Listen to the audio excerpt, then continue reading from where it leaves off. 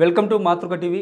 ఈరోజు మన స్టూడియోలో ఉన్నారు తెలంగాణ ఉద్యమ నాయకుడు, బీసీ ఉద్యమ నాయకుడు తాడిశెట్టి క్రాంతి కుమార్ గారు.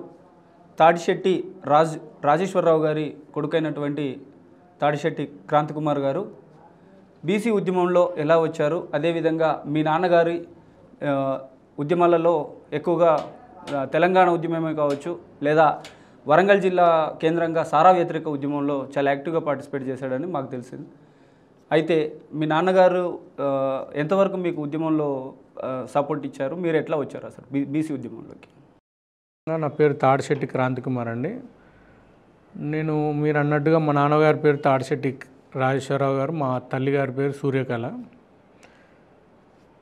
1983లో మా నాన్న మా అమ్మగారు స్వాభిమాన పెళ్లి చేసుకోవడం జరిగింది.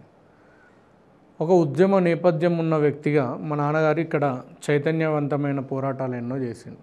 ఆనాడు తెలంగాణకు జరుగుతున్నటువంటి అన్యాయాలపైన స్టూడెంట్స్ వ్యతిరేకంగా ఏదైతే పోరాటం జరిగిందో 1969లో, ఆ ఉద్యమంలో కాకతీయ యూనివర్సిటీ కేంద్రంగా విద్యార్థి నాయకుడిగా పనిచేయడం జరిగింది.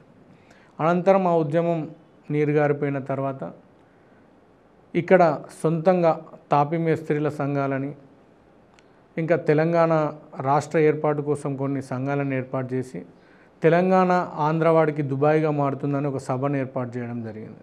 అది చాలా పెద్ద ఎత్తున జనాల్లో చర్చ జరిగింది. అనంతరం ఆనాడు ఎన్టీ రామారావు పీరియడ్లో ఏదైతే మద్యపాన నిషేధం జరిగిందో, అనంతరం అడుగడుగున సారా జీవితాలను అతలాకుతలం చేస్తున్న మధ్యతరగతి పేదవాళ్ళని తెలిసి దానికి వ్యతిరేకంగా పెద్ద ఎత్తున వరంగల్లో చైతన్యవంతమైన ర్యాలీలు చేపట్టడం జరిగింది. దాని మీద క్యాసెట్లు వేసి మారుమూల ప్రాంతాలకు కూడా ప్రచారం చేయడం జరిగింది. అలా చిన్నప్పటి నుండే మా కుటుంబం ఉద్యమాల నేపథ్యంలో పెరగడం వల్ల మేము కూడా చదువు అయిపోతున్న సమయంలోనే తెలంగాణ మూమెంట్ రావడం, ఆ మూమెంట్లో జేఏసీని ఏర్పాటు చేసి వరంగల్ కేంద్రంగా ఉధృతంగా ఉద్యమం చేయడం జరిగింది. అనంతరం బహుజన ఉద్యమాలు, సామాజిక ఉద్యమాలను జోడించుకుంటూ ఉద్యమాలను నడిపించుకుంటూ వస్తున్నాం.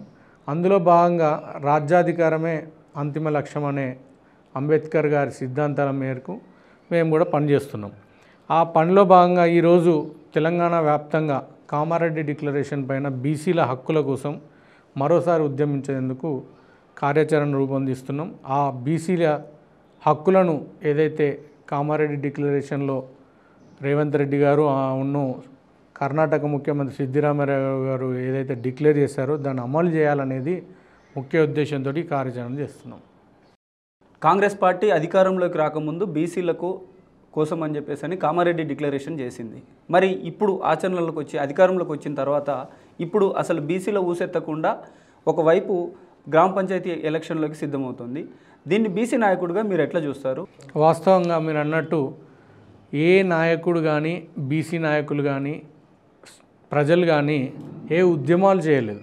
చేయకముందే కాంగ్రెస్ పార్టీ తన రాజకీయ లాభం కోసం కేవలం బీసీల ఓట్ల కోసమే ఈ కామారెడ్డి డిక్లరేషన్ చేస్తున్నట్టు మనకు అర్థమవుతుంది.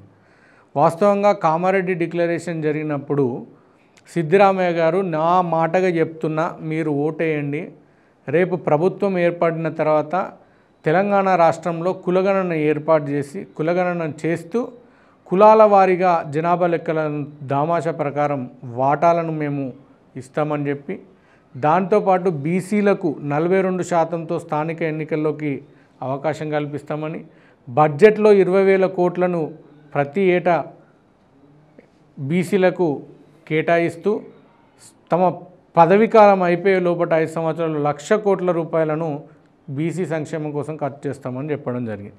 దాంతోపాటు ఎంబీసీలకు ప్రత్యేకమైన చైర్మన్, ఇంకా చాలా విషయాలు బీసీల గురించి చర్చించడం జరిగింది. అందులో ముఖ్యమైనటువంటిది 42% బీసీలకు స్థానిక సంస్థల్లో వాటా, మరొకటి 1,00,000 కోట్ల రూపాయలతో బీసీ సంక్షేమ అభివృద్ధి కోసం ప్రజలకు చేరువ చేస్తామని చెప్పడం. ఈ రెండింటి మీదనే ప్రధాన డిమాండ్గా ఈ మధ్యకాలంలో బీసీలందరం కూడా పెద్ద ఎత్తున ధర్నాలు మరియు సభలు, సమావేశాలు చేస్తున్నాం.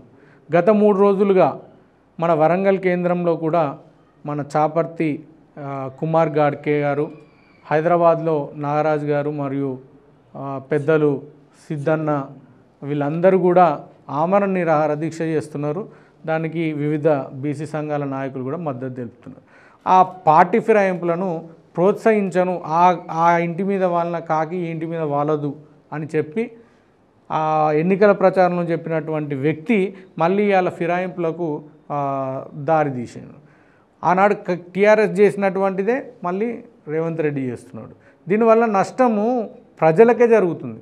ఇప్పుడు ఎట్లుందంటే వెనకట చెప్పినట్టు సామెత సీసా పాత సీసా కొత్త సీసా సామెత వచ్చింది. అంటే కొత్త సీసాలో పాత సారాలాగా ఇప్పుడు రేవంత్ రెడ్డి అనే వ్యక్తి కొత్త ఆశలతోటి ప్రభుత్వం ఏర్పాటు చేసిండు. ఆ ఆశలు ప్రజలకు అనుగుణంగా ఉంటాయనే ఒక ఆలోచనతో ఉండే.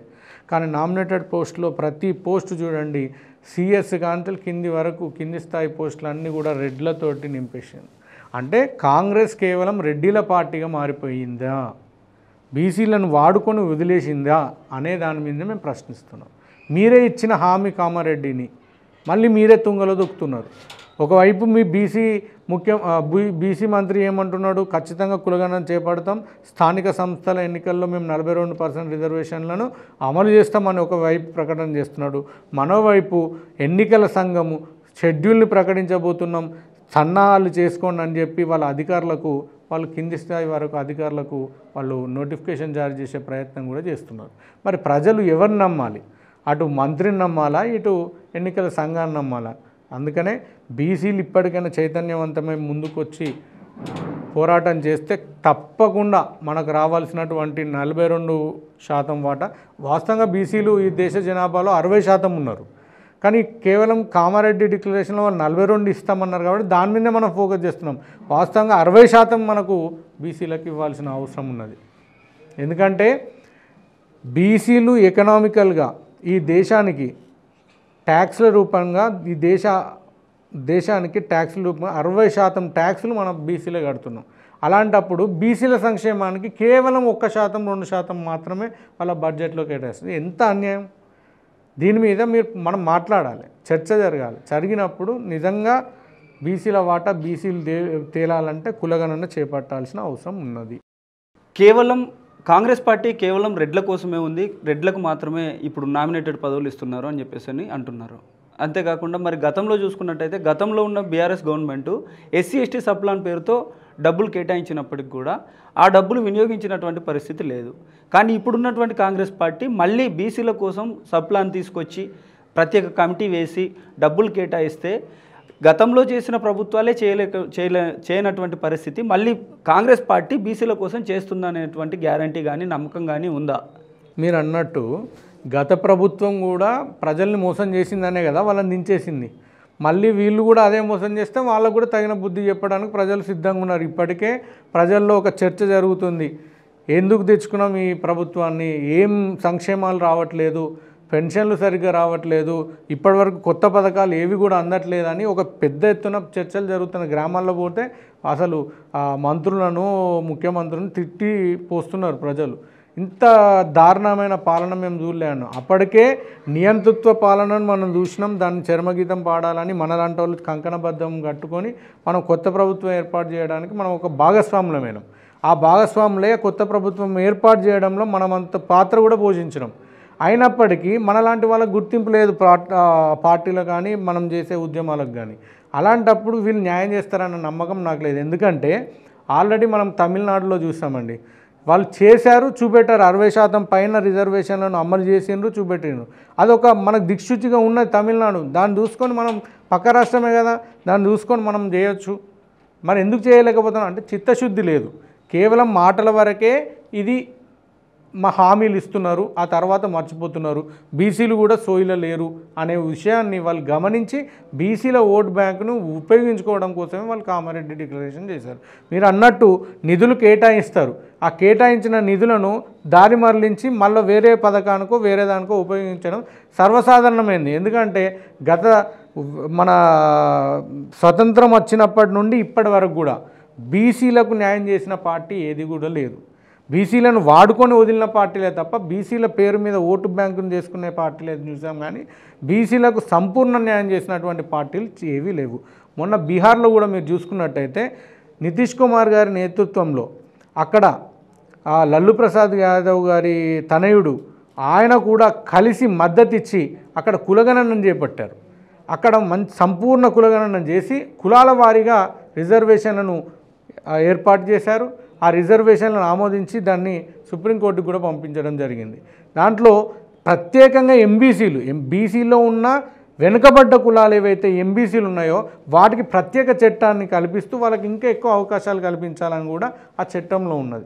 ఇలాంటి 2 రాష్ట్రాలు చేసినప్పుడు తెలంగాణలో ఎందుకు చేయలేకపోతున్నారు? ఒకవైపు రాహుల్ గాంధీ గారు దేశవ్యాప్తంగా రాజ్యాంగం పట్టుకొని రేపటి రోజున మాకు రాజ్యాంగపరమైన హక్కులను కాపాడుతాం, మీ అందరి కోసం నేను ఉన్నా అని చెప్పి పార్లమెంట్ సాక్షిగా ఆయనే కులగణన చేపట్టాలని చెప్పి ఒక పెద్ద ఎత్తున నినాదాన్ని తీసుకొస్తున్నాడు. ఆయన ప్రభుత్వమే కదా ఇక్కడ ఉన్నది. ఆయన ఈ తెలంగాణలో కర్ణాటకలో ఉన్నటువంటి ప్రభుత్వాలు కాంగ్రెస్ ప్రభుత్వమే. అదే రాహుల్ గాంధీ మీద మీకు గౌరవం ఉంటే వెంటనే కులగణన చేపట్టండి. ఈ రాష్ట్రంలో అమలు చేస్తే ఖచ్చితంగా బీసీలందరం మీ వెనకాల నిల్చుంటాం. రేపటి వచ్చే పార్లమెంట్ ఎలక్షన్లో మీ పార్టీని అధికారంలో తీసుకొచ్చేందుకు మా వంతు కృషి చేస్తాం. బీసీలందరూ కూడా మీ వెంట ఉంటారని నేను ఈ సందర్భంగా తెలియజేస్తున్నాను. తమిళనాడులో పెరియార్ ఉద్యమం ముందుకొచ్చింది. అదేవిధంగా జ్యోతిరావు పూలే, అంబేద్కర్ వీళ్ళు మహనీయుల జయంతులు వర్ధంతులప్పుడు అన్ని రాజకీయ పార్టీలు కూడాను వాళ్ళ ఆశయాల కోసం పనిచేస్తామని చెప్పేసి అని మైకుల ముందు మాట్లాడతారు. మరి తెలంగాణ జిల్లాల బీసీ పూలే యువజన సంఘాల సమాఖ్య నడుపుతున్నటువంటి మీరు మహనీయుల ఆశయాల్ని దాన్ని బీసీ ఉద్యమానికి ఎట్లా లింకప్ చేసి ప్రజల్లోకి తీసుకెళ్తారు? అదేవిధంగా వారి ఆశయ సాధన కోసం ప్రభుత్వానికి మీరిచ్చే సలహాలు, సూచనలు లేదా డిమాండ్లు ఏంటి? మీరు అన్నట్టుగా ఈ దేశంలో ప్రతి రాష్ట్రంలో ఒక నాయకుడు సామాజిక ఉద్యమం వైపు అడుగులు వేసింది. సమాజంలో జరుగుతున్నటువంటి అన్యాయాలపైన తిరుగుబాటు చేసి ముఖ్యంగా అట్టడుగు వర్గాలు, అణగారిన వర్గాలకు చదువు లేకపోవడం వల్లనే ఇదంతా జరుగుతుంది, చదువే అన్నిటికీ మూలం, చదువుకుంటేనే సమూలమైన మార్పు జరుగుతుందని చెప్పి నమ్మిన బలమైన సిద్ధాంతాలు నమ్మిన వ్యక్తుల్లో ఈ దేశంలో మొట్టమొదటి వ్యక్తి జ్యోతిరావు పూలే గారు, సావిత్రిబాయి పూలే గారు. వారి అనుచరులుగా ఆనాడు ఫాతిమా షేక్ గారు వారితో నడవడం జరిగింది. మీరు అన్నట్టు సౌత్ ఇండియాలో పెద్ద ఎత్తున ఉద్యమం చేసింది పెరియార్ రామస్వామి గారు. ఆ కామరాజు గారు సీఎం అయినప్పుడు ప్రధాన వంతు వాటాని కూడా విద్య కోసమే ఆయన కేటాయించడం జరిగింది. అందుకే ఈనాడు అన్ని రాష్ట్రాల కంటే కూడా ఎక్కువగా తమిళనాడులో చైతన్యవంతమైన రాజకీయాలు జరుగుతూ ఉంటాయి. మీరు కేరళలో చూడండి, అక్కడ కూడా ఒక పెద్ద ఉద్యమం జరిగింది మన నారాయణ గురు గారు. అందుకనే అక్కడ 99% మంది చదువుకొని ఉండడం వల్ల అక్కడ ఏ ప్రభుత్వాలు ఏర్పాటు చేయాలి, ఎలాంటి నిర్ణయాలు జరగాలి అనేది ఒకటి ఉంటాం. అయితే గతంలో మేము ఒక వేదిక మీద చర్చ జరుగుతూ ఉండే, ఈ దేశంలో కొత్త చట్టాలు వస్తూ ఉంటే, కొత్త విధానాలు వస్తూ ఉంటే, చదువు మీద విద్య మీద వస్తూ ఉంటే కేరళ రాష్ట్రం వాళ్ళు నవ్వుకున్నారంట. ఎందుకంటే వాళ్ళు గత 20-30 సంవత్సరాల కిందటనే వీటిని అమలు చేసి సక్సెస్ అయినరు. ఇంకా రాష్ట్రాలు చేయట్లేదు, దేశాలు చేయట్లేదు. అంటే సొంత దేశంలో ఉన్నట్టు ఒక రాష్ట్రము ఆదర్శంగా నిలిచినప్పుడు కూడా దాని మీద స్టడీ చేయకుండా ఈ కేంద్ర ప్రభుత్వం నిర్లక్ష్యం వహిస్తున్నది. అంటే ప్రజల మీద ప్రజలకు సంక్షేమం కోసం ఆలోచించే బాధ్యత ప్రభుత్వాలకు లేదు, కేవలం రాజకీయాలు చేయడానికే ఇవి ఉన్నాయనే దానికి నిదర్శనం ఇవి. మీరు గత చరిత్ర చూసుకుంటే భారతదేశంలో తొలి రిజర్వేషన్ సృష్టికర్త బీసీ మహారాజ్ మన సాహు మహారాజ్ గారు. అంటే ఛత్రపతి శివాజీ మహారాజ్ గారి మనవడు. ఛత్రపతి శివాజీ మహారాజ్ గారు తన సైన్యంలో ఏదైతే సామాజిక న్యాయాన్ని పాటిస్తూ ఆనాడు సమాజం కోసం పోరాటం చేసిండో ఆయన వారసత్వాన్ని పుణిగిపుచ్చుకున్నటువంటి సాహు మహారాజ్ గారు తన సంస్థానంలో జనాభా ఎంతుంటే ఆ జనాభాకు లెక్కన ప్రకారం వాటాను కేటాయిస్తూ రిజర్వేషన్లు అమలు చేయడం జరిగింది. ఉద్యోగ అవకాశాలు కల్పించిండు, ప్రత్యేక హాస్టళ్లను నిర్మించిండు, మహిళలకు విద్యార్థినులకు సపరేట్గా హాస్టళ్లతో కూడిన వసతి భోజనాలు, విద్యాలయాలు, స్కాలర్షిప్లు.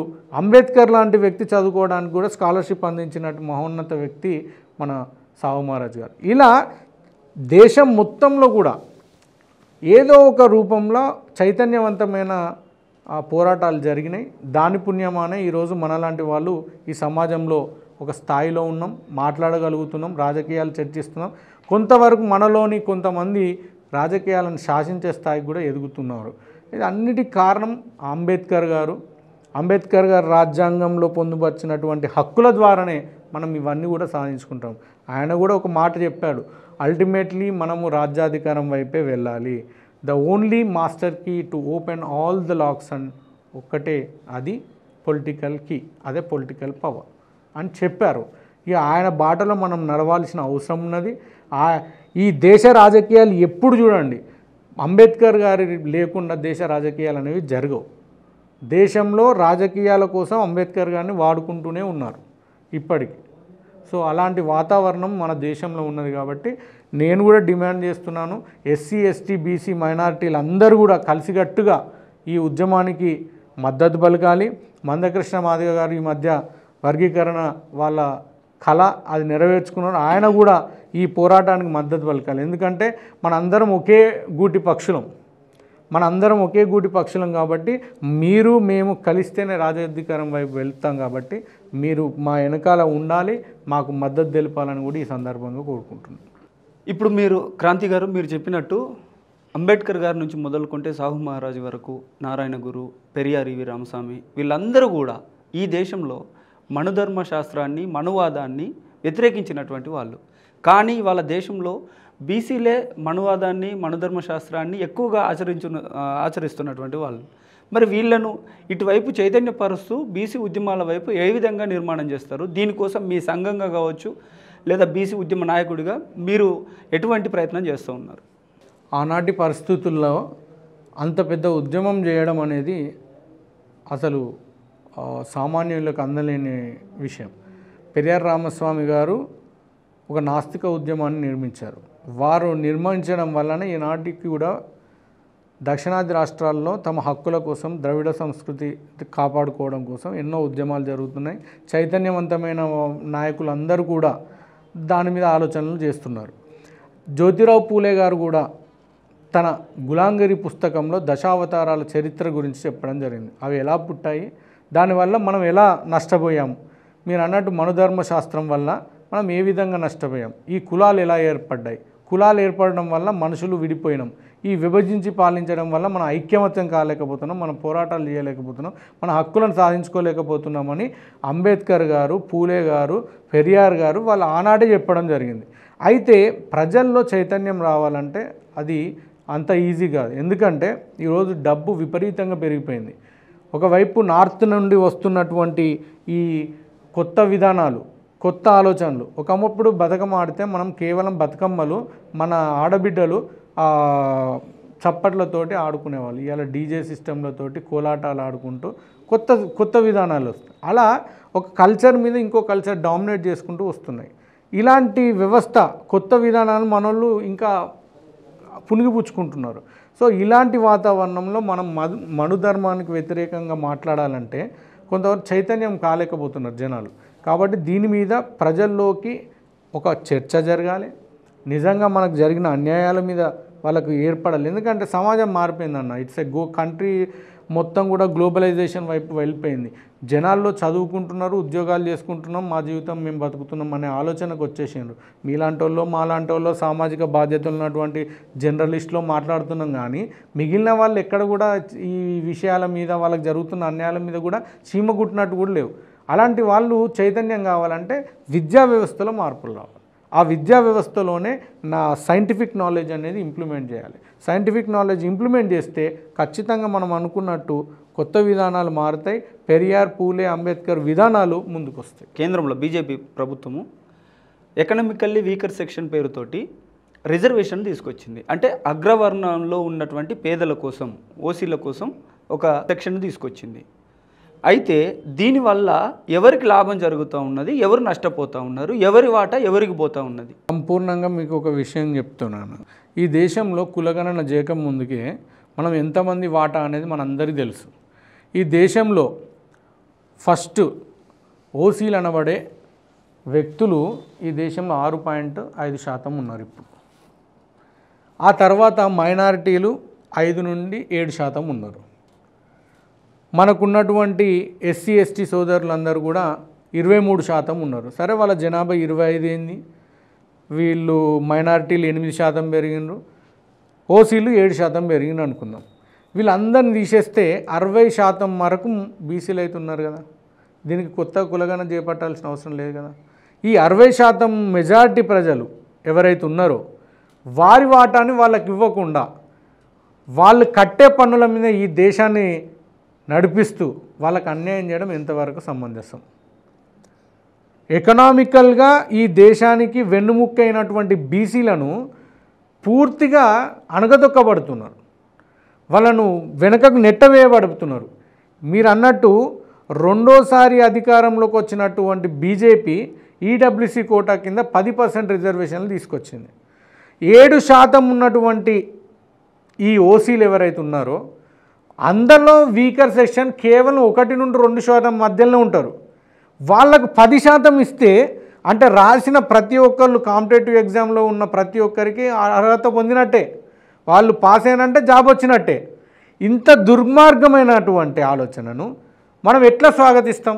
సుప్రీంకోర్టు కూడా దాన్ని స్వాగతించి దాన్ని అమలు చేయమని చెప్పి వాళ్ళు ఒక క్రిమిలేయర్ని ప్రకటించి వాళ్ళు దాన్ని ఆమోదించారు సుప్రీంకోర్టు.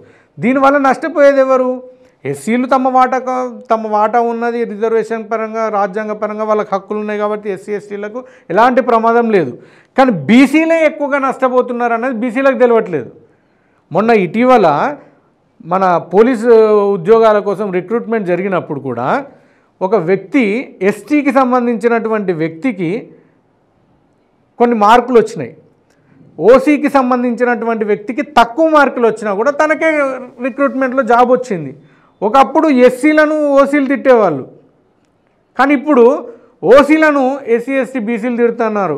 మీరు రిజర్వేషన్ల పుణ్యమాన్ని మీరు నౌకర్లు కొట్టుకుంటున్నారు, మీకు స్కాలర్షిప్లు వస్తున్నాయి, మీకు ఉద్యోగాలు వస్తున్నాయి, మీకే చదువులో మా ప్రయారిటీ మంచిగా వస్తున్నాయని చెప్పి ఈరోజు మనం తిట్టుకునే స్థాయికి వచ్చింది. ఇప్పుడు సరే సమానంగా వచ్చింది కదా, ఇదంతా వద్దు, 10% వద్దు, 15% వద్దు, 20%. జనాభా లెక్కలను తీయండి. యాజ్ పర్ 2024 సెన్సెస్ ప్రకారం మీరు కులగణనను చేపట్టండి. ఆల్రెడీ కేంద్ర ప్రభుత్వం కులగణన చేపడతామని చెప్పింది. ప్రతి 5 సంవత్సరాలకు జరగాల్సిందే కదా కులగణన. ఇది కులగణన జరిగినప్పుడు పాపులేషన్ సెన్సస్ చేసేటప్పుడు కులగణనను చేపట్టండి. ఎవరు ఎంత ఉంటే అంత వాటా పంచండి. అది చదువులో, రాజకీయంగా, ఉద్యోగాలలో, మీరిచ్చే సంక్షేమాలలో అన్నిట్లో కూడా పంచినప్పుడు మేము ఎవరిని బాంచన్గిరి అడగాల్సిన అవసరం లేదు. మా హక్కులు మేము తెచ్చుకున్నాక మేమే మీకు ఇస్తాం. ఆ రాజ్యాధికారంలో మేమే కూర్చుంటాం. 70 మంది అసెంబ్లీకి బీసీలు వెళ్తే రాజ్యం ఎవరిదండి? బీసీలదే. బీసీ సోదరులకు ఎస్సీ ఎస్టీ మైనార్టీలు కలుపుకుంటే 90 మంది మనమే ఉంటాం అసెంబ్లీలో. ఇంకా వాళ్ళని మనం బతిలాడేదేమున్నది? కాబట్టి బీఆర్ఎస్ పార్టీ పూర్తిగా వెలుమ రెడ్ల పార్టీ, RRR పార్టీ, కాంగ్రెస్ రెడ్ల పార్టీ. ఇది ఖచ్చితంగా నమ్మాల్సిందే. మనం మోసపోయినాం. ఆల్రెడీ ఓట్లేసి ఈ పార్టీని అధికారంలో తీసుకొచ్చిన నాడే మనం మోసపోయినాం అనేది గ్రహించాలి. ఇప్పటికైనా రేవంత్ రెడ్డి గారిని నేను కోరుకునేది ఒకటే, మీరు తక్షణమే ఈ రాష్ట్రంలో కులగణనను చేపట్టండి. కులాల వారీగా లెక్కలు తీసి ఎవరి వాటాన్ని వారికి పంచండి. మాకు రావాల్సినటువంటి న్యాయబద్ధమైన 60% వాటా ఇవ్వలేకపోతే కనీసం 50% అన్నా మాకు బీసీలకు వాటాను కల్పించండి. రిజర్వేషన్లను ఉద్యోగాల్లో, విద్యలో, రాజకీయంగా కూడా మీరు కల్పించాల్సిన అవసరం ఉన్నది. దానితో పాటు 50% రిజర్వేషన్ మహిళలకు కూడా కల్పిస్తూ వాళ్ళకు కూడా చట్టబద్ధమైన ఒక అవకాశాలు ఇవ్వాలని చెప్పి ఈ సందర్భంగా నేను డిమాండ్ చేస్తున్నాను. ఇప్పుడు ప్రస్తుతం చూసుకుంటే మరి గ్రామీణ ప్రాంతంలో సర్పంచ్ ఎలక్షన్లు రాబోతూ ఉన్నాయి. కాంగ్రెస్ గవర్నమెంట్ ఒకవైపేమో కామారెడ్డి డిక్లరేషన్ అనే జోలి అధికారికంగా ఎటువంటి స్టేట్మెంట్ ఇవ్వకుండానే ఆల్రెడీ గ్రామాలలో ఓటర్ లిస్టు చెక్కింగ్ అంతా నడుస్తూ ఉంది. మరి మీరు బీసీ సంఘ నాయకుడిగా దీని పట్ల మీరు ఇచ్చే సందేశం ఏంటి? అన్న, మీరు అన్నది వాస్తవమే. ఆల్రెడీ నేను ఇంతకుముందు కూడా చెప్పాను. ఆల్రెడీ మన ఎన్నికల సంఘం దీని మీద కసరత్తు మొదలుపెట్టింది. ఎన్నికలు త్వరలోనే జరగబోతున్నాయని. దీని మీద బీసీ మంత్రులు, బీసీ ఎమ్మెల్యేలు తక్షణమే స్పందించాల్సిన అవసరం ఉన్నది. ఎందుకంటే మా ఓట్లతోటి, మా కులాల పేర్లతోటి ఓట్లు దండుకొని మీరు అధికారంలో ఉన్నారు. ఇవాళ మంత్రులైనా, ఎమ్మెల్యేలైనా, ఎమ్మెల్సీలైనా మీరు తక్షణం స్పందించండి. ఒకవేళ కామారెడ్డి డిక్లరేషన్ని అమలు చేయకపోతే మీరు రాజీనామా చేసి రేపటి పోరాటంలో ముందు వరుసలో ఉండాల్సిన అవసరం ఉన్నది. ఇప్పటికే బీసీలు స్వతంత్ర పోరాటంలో బీసీల పాత్ర గణనీయమైనది. ఆనాడు వేలాది మంది చచ్చిపోయిన దాంట్లో బీసీలే ఎక్కువ మంది ఉన్నారు. తర్వాత సాయుధ పోరాటం జరిగినప్పుడు బీసీలే ప్రాణాలు అర్పించిన మానాలు అర్పించిన బీసీలే 60% మంది ఉన్నాం.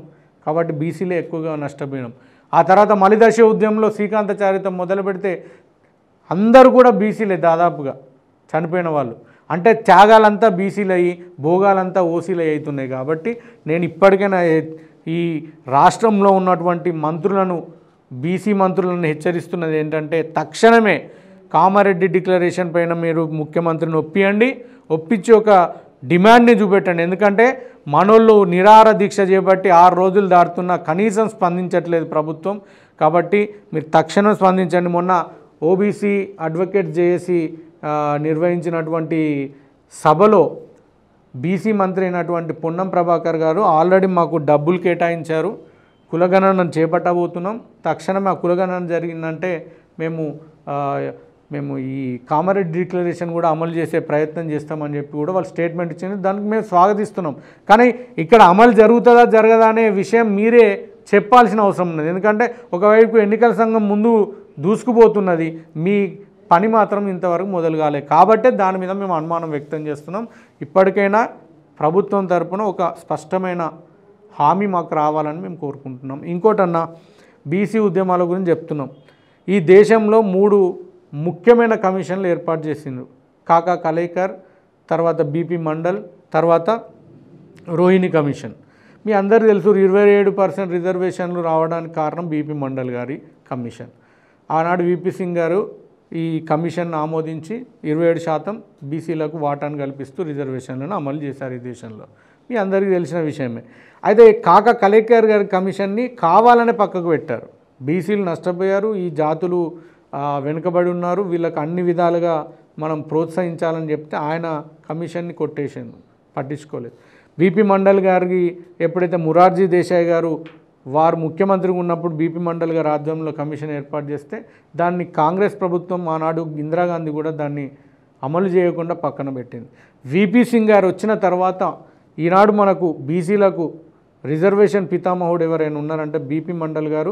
దాన్ని ఆచరించి అమలు చేసినటువంటి వ్యక్తి వీపీ సింగ్ గారు. వారికి మనం ఎల్లవేళ రుణపడి ఉంటామని కూడా ఈ సందర్భంగా తెలియజేస్తూ, మొన్న రోహిణి కమిషన్ ఇచ్చిన దాంట్లన్నా బీసీ కులాలలోనే వెనుకబడిన కులాలు దాదాపు 6,000 కులాలు ఉన్నాయి. బీసీలు దేశవ్యాప్తంగా 6,000 కులాలు ఉన్నాయి. ఇందులో ఎంబీసీలలో వెనుకబడిన కులాలు దాదాపు 3,000 కులాలలో 1000 కులాలకు ఇప్పటి వరకు ఈ రాష్ట్ర కేంద్ర ప్రభుత్వాలు అందిస్తున్న సంక్షేమాలు వాళ్ళకు అందుతలేవు. ఆ 1000 కులాలకు చదువు లేదు. అంత దుర్మార్గంగా ఉన్నారని చెప్పి రిపోర్ట్ ఇస్తే కూడా ఆ రిపోర్ట్ మీద చర్చ లేదు. ఆ రిపోర్ట్ని అమలు చేద్దామని ఈ దేశ ప్రజలే కదండి, వాళ్ళు వేసిన ఓట్లతో గెలిచి మీరు ప్రధానమంత్రులుగా, మంత్రులుగా, చీఫ్ మినిస్టర్లుగా మీరు పదవులు అందిస్తున్నారు, రాజ్యాంగబద్ధమైన పదవులలో ఉంటున్నారు. వాళ్ళకి న్యాయం చేయనప్పుడు మీ పదవులలో ఉంటేంది లేకుంటే కొంచెమన్నా ఆలోచించాలి కదా. ఈ దేశానికి వెన్నెముకనటువంటి శ్రమజీవులు అయినటువంటి బీసీలను మీరు ఇంత దుర్మార్గంగా మోసం చేస్తుంటే చూస్తూ ఎలా ఉండాలి అనిపిస్తుంది మాకు. అందుకనే మేము ఈ పోరాటాలను నిర్మిస్తున్నాం. రేపటి రోజున మా హక్కులను మాకు ఇవ్వాలి. ఇవి రాని పక్షంలో ఖచ్చితంగా పోరాటాన్ని ఉధృతం చేస్తాం. మేము ఓటుతోటే సమాధానం చెప్తాం. కొంతమంది బీసీ నాయకులు ఇప్పుడు ఉన్నటువంటి అధికార పార్టీలకు సంబంధించినటువంటి రాజకీయ పార్టీలలో అధికార పదవులలో ఉన్నటువంటి ఒకవైపు బీసీ నాయకులమని చెప్తారు బీసీ మీటింగ్లకు వచ్చినప్పుడు. కానీ అది ప్రభుత్వంలో భాగస్వామ్యులు అయినటువంటి నాయకులు ఉన్నారు. అటువంటి వాళ్ళను అసలు బీసీ సంఘాల నాయకులుగా గుర్తిస్తాయా బీసీ ప్రజలు? వాళ్ళని నమ్మాలా? ఇప్పుడు మా పరిస్థితి ఎట్లయిపోయిందంటే అన్న, తెలంగాణ ఉద్యమంలో కేసీఆర్ గారు ఒక మాట చెప్తా ఉండే, తెలంగాణ ఇస్తా అంటే బొంత పురుగునైనా ముద్దు పెట్టుకుంటా, కుష్టి వ్యాధిగ్రస్తులైనా అద్దుకుంటా అని చెప్పింది. మా పరిస్థితి అదే ఉన్నది. మాకు బీసీ వాటాను కల్పిస్తా అంటే మేము బొంత పురుగునైనా ముద్దు పెట్టుకున్నాం, కుష్టి రోగినైనా అద్దుకుంటాం. కాబట్టి మా బీసీలలో మమ్మల్ని మోసం చేసినా కూడా ఇప్పుడు నమ్మాల్సిన అవసరం ఉన్నది. ఎందుకంటే మాకు ఒక నాయకత్వం కావాలి, ఉద్యమం ఉధృతంగా సాగాలి. కాబట్టి ఆ బీసీ నాయకులు ఎవరు ముందుకు వచ్చినా కూడా స్వాగతిస్తాం, మోసం చేస్తే తాట తీస్తాం. క్రాంతి కుమార్ గారు, ఇప్పుడు మీరు చెప్తున్నటువంటి బీసీ ఉద్యమమే కాదు, ఈ రాజ్యాధికారం రావాలి అంటే కేవలం బీసీలు ఓట్లేస్తే రాజ్యాధికారం రాదని మీరే మాటలలో చెప్తున్నారు. కాబట్టి బీసీలకు, ఎస్సీ, ఎస్టీ, మైనారిటీలకు అందరికీ కలిపి మీరు ఏ విధంగా రాజ్యాధికారం కోసం కృషి చేస్తారు, వారికి ఇచ్చే సందేశం ఏంటి మీరు? అన్న, ఈ దేశం మన అందరం ఒకటే, కులాలుగా మతాలుగా విడిపోయినాం, కానీ సమాజం మొదలైనప్పటి నుండి ఒకే రక్తంలో పుట్టినటువంటి వ్యక్తులు. ఈ విషయం తెలుసుకోకుండా మనకి మనమే విడిపోయి మా కులం అని మా మతం అని కొట్టుకొని వస్తున్నాం. వాస్తవంగా ఎస్సీ, ఎస్టీ, బీసీ, మైనార్టీలందరూ ఈ దేశం మూలవాసులని మన మహనీయులు, మన పుస్తకాలు, చరిత్ర చెప్తున్నటువంటి వాస్తవమైన నిజాలు. ఇంకా మనం ఆలోచించుకోవాల్సిన అవసరం లేదు. ఈ దేశంలో మెజార్టీ ప్రజలందరూ కూడా, బానిసలుగా చేయబడ్డ ప్రజలందరూ కూడా ఒకే జాతి పక్షులం అని చెప్పి ఆనాడు ఈనాడు ప్రజలు చెప్తున్నారు, మన మహనీయులు కూడా చెప్తున్నారు. కాబట్టి ఈ మధ్య తంగలన్ సినిమాలో కూడా అదే చూపించారు. అన్న, వాస్తవంగా తంగలను చూడాలి. ఎందుకంటే ఒక విప్లవాత్మకమైన మార్పుల కోసం ప్రయత్నిస్తున్నటువంటి డైరెక్టర్ ఆయన. మన చరిత్రను వెలుగు తీసే ప్రయత్నంలో భాగంగా ఇప్పటికి 10-15 సినిమాలు మన కాన్సెప్ట్ మీద తీసిండు. అట్లాంటి రంజిత్ గారికి కూడా ఈ సందర్భంగా హ్యాట్సాఫ్ చెప్తూ, ఖచ్చితంగా మన ప్రజలందరూ కూడా తెలంగాణ సినిమాని చూడాలి, చూసి ఆదరించాల్సిన అవసరం ఉంది. ఎందుకంటే వాళ్ళని ఆదరిస్తే ఇలాంటి సినిమాలు ఇంకా ఎక్కువగా వస్తాయి, చైతన్యం అవుతాం.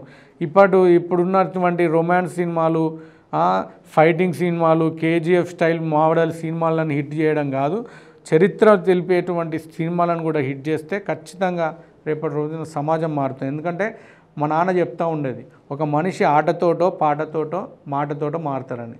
తెలంగాణ ఉద్యమంలో సాధ్యమైంది, భారతదేశ స్వతంత్ర పోరాటంలో కూడా సాధ్యమైంది. అంటే పాటలు పాడుకుంటూ, ఆటలు ఆడుకుంటూనే మనోళ్ళను సమీకరించి ఆ ఉద్యమాన్ని ఉధృతం చేశారు. సో ఇదే జరగాలి. కాబట్టి సినిమా కూడా ఒక కాన్సెప్ట్ ఓరియంటెడ్ కాబట్టి దాని మీద చైతన్యవంతం ఎక్కువవుతాం. కాబట్టి ఆ సినిమా ద్వారా కూడా మనం చైతన్యం కావాలి. మీరు అన్నట్టు మన మూలవాసులమైనటువంటి ఎస్సీ, ఎస్టీ, బీసీ, మైనార్టీలు మాత్రం కలిసికట్టుగా మూకుముడిగా ఒక పార్టీకి ఓట్లు వేయాలి, మన అనుకున్న పార్టీకే ఓట్లు వేసి రాజ్యాధికారం వైపు వెళ్ళాలని నేను కోరుకుంటూ, ఖచ్చితంగా మనం ఐక్యంతో ఉంటేనే మనం ఈ దేశంలో మన మనుగడ సాగుతుందని కూడా ఈ సందర్భంగా తెలియజేస్తాం.